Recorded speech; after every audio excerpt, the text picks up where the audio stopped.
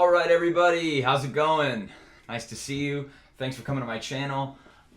Today we're going to be talking, as always, about the bass guitar, and I'm going to be giving you tips and tricks and things I use to improve my playing in a way that I think is really, really helpful, and especially easy to grasp as a beginner player or an intermediate player.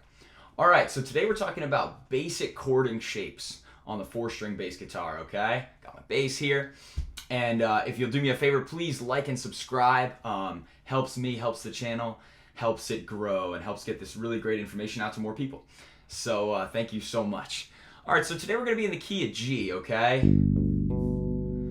So right now I'm playing a G major chord. The way I'm going to start here, okay, is just by playing a 10th. So the notes I'm playing are G on the E string and B, the 3rd, but I'm playing it up an octave. So I'm playing that high B, creating that sound of the 10th, okay, which is the same as the 3rd that you would hear in a normal arpeggio.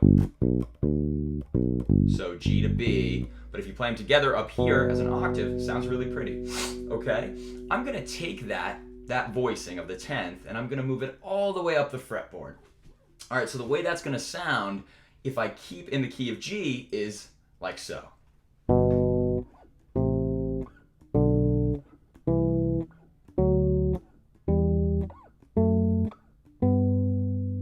Alright, so I'm playing every note in the key of G there, and I'm adding the 10th on top, okay? So we have G major, A minor, B minor, C major, D major, E minor, F sharp half diminished, which in this case, you only have the minor 3rd on top.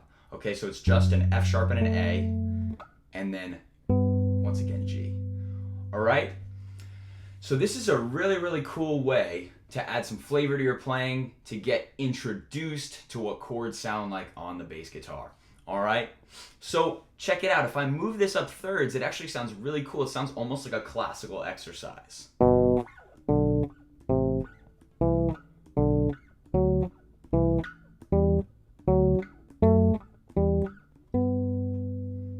Get that really beautiful consonant sound, okay? Everything we're working on here in the beginning is going to be consonant, and then further along the road we'll get into some dissonant stuff and some really cool sounding things. All right? So what I'm going to do now is I'm going to add the 5th into the chord, okay? And give you a basic shape for the way that I like to think about major chords all over the fretboard, and it puts me in a really good position when I'm playing to understand not only the chord itself and the notes, but also the positioning of my hands, okay? And where I'm at all times. Cool, so for this G major chord, we're gonna stick with our positioning here of G, B, and then I'm gonna take my pinky, this might be tough for some of you, but I think if you practice it, you'll find that you can reach.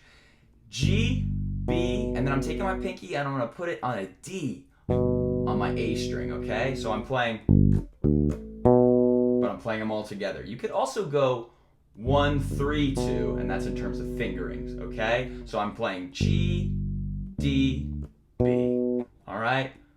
Sounds like that. Sounds really pretty all together, right? It's just a major chord. Okay, so that's G major. Of course, the 3rd there, the B, is on top, all right? So now I'm looking for how I can make that chord sound a little different. And the way that we do that is we invert it. Okay, so now I'm going to go up to the 1st inversion. The 1st inversion is with B, the 3rd, on the bottom of the chord. So the way I'm going to play that on the 4-string bass is I'm going to put my 3rd finger on B on the E string. Okay, so right there. Then I'm going to put my 1st finger on G, G on the D string, so I'm playing, playing them together, and then I've got my D right here under my pinky, which is really nice, okay? This voicing lands nicely on the hands, and it sounds really beautiful, okay? So I'm going to go from the 1st voicing to the 2nd voicing. Root position, 1st inversion, okay?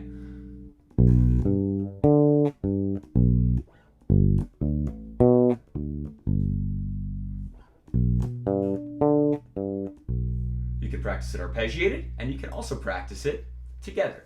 Both good ways to memorize those positions.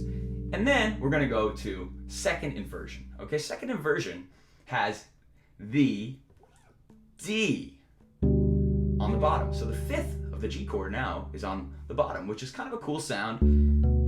It almost sounds like it could be a different chord, but it's still a G major chord. So this is a really cool thing to throw into your playing if you're trying to mix things up a little bit. Okay, so here I am playing D,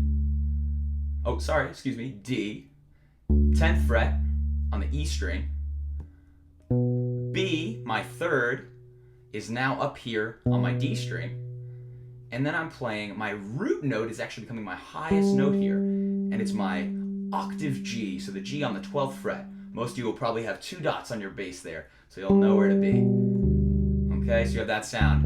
And then I really like to take this and put it through all keys by going like this. I play those together. Root, first inversion, second inversion. And now anytime you're trying to chord, you'll know that you have those options. And what's also really cool is if you are just kind of grooving,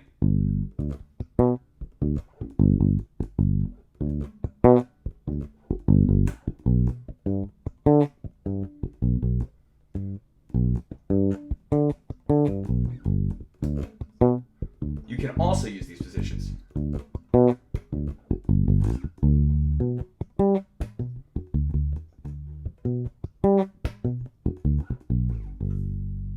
Alright, so it's a cool way to amp something up into your playing and add some chording and some interesting harmonic ideas and finger-based positional ideas.